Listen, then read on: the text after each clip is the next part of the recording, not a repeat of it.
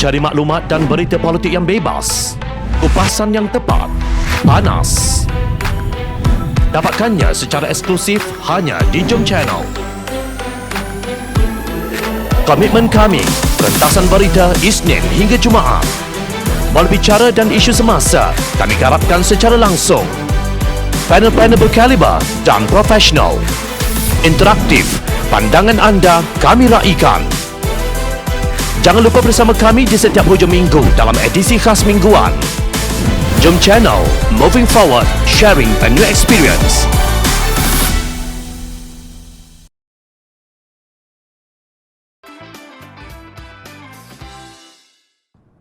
Tolonglah jujur kepada rakyat. Rasanya tiada salah lagi jika rakyat mengiktiraf sentimen umum tentang kerajaan gagal, kerajaan pintu belakang, tebuk atap dan SOP separuh masa. Siapa lagi yang mampu menafikannya? Sejak 7 hari lalu atau lebih mudah disebut sebagai sejak Perintah Kawalan Pergerakan PKP 3.0 diumumkan, Kementerian Kesihatan telah melaporkan purata kes jangkitan COVID-19 sebanyak 99,094 kes. Kadar pengujian semakin menurun meski kadar jangkitan positif yang tinggi. Kadar pengujian yang paling tinggi dilakukan satu hari adalah pada 4 Jun di mana 105,293 kes dilaporkan.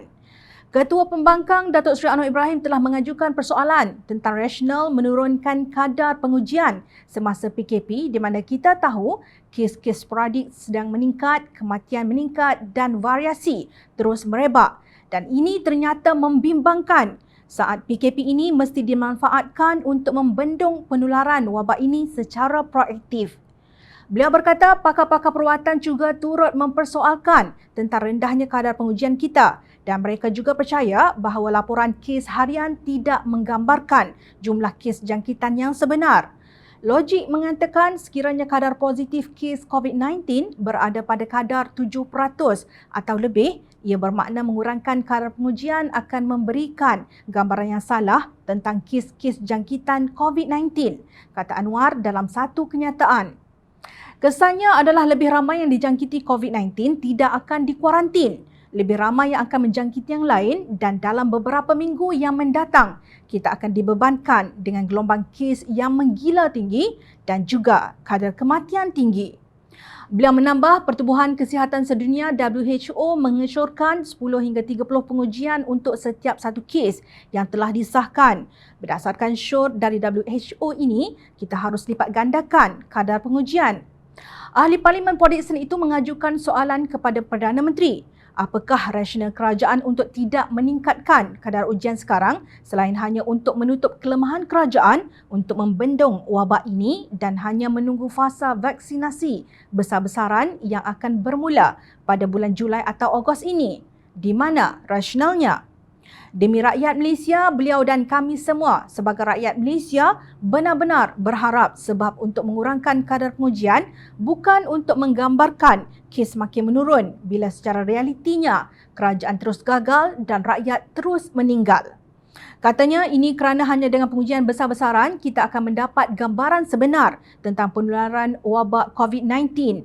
Ambil langkah-langkah proaktif untuk kuarantin dan pengesanan kontak bagi melindungi warga yang terdedah dengan mara bahaya untuk 3 bulan mendatang.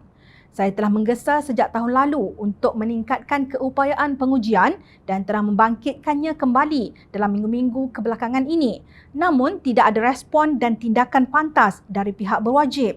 Ini secara tidak langsung menggambarkan langkah darurat hanya untuk menutup kelemahan kerajaan serta untuk mereka mengelak dari kebertanggungjawaban, tegas Presiden PKR itu. Sebaliknya, kerajaan ini terus berselirat dengan masalah untuk melaksanakan SOP yang mengelirukan dan menyusahkan orang ramai. Sudah 15 bulan kita berdepan dengan ancaman wabak, tapi kerajaan masih menggunakan taktik dan strategi lapuk yang ternyata telah gagal. Sedarkah Kerajaan Perikatan Nasional bahawa sentimen umum tentang kerajaan gagal adalah kesan langsung dari perencanaan yang tidak bijak dan melirukan? Usahlah ditegakkan benang yang basah, usah cuba menarik rambut di dalam tepung. Risau nanti rambutnya putus, tepungnya pula berselerak. Tiada salahnya berlaku jujur kepada rakyat demi satu kebenaran. Pahit untuk ditelan, namun rakyat sangat rasional dalam menerima setiap fakta asalkan ianya benar tanpa melindungi atau mengampu mana-mana pihak. Banggakah anda sebagai kerajaan dengan mengatakan bahawa kes COVID-19 di negara ini semakin menurun, sedangkan hakikatnya dengan mengurangkan kadar pengujian? Nun di luar sana, berlambak lagi rakyat kita yang tidak diuji dan terdedah kepada kes kritikal serta kematian. Sekali-sekala, belajarlah untuk membuka pekung sendiri agar mudah dirawat tanpa kesombongan dan keujuban. Tolonglah berlaku jujur kepada rakyat.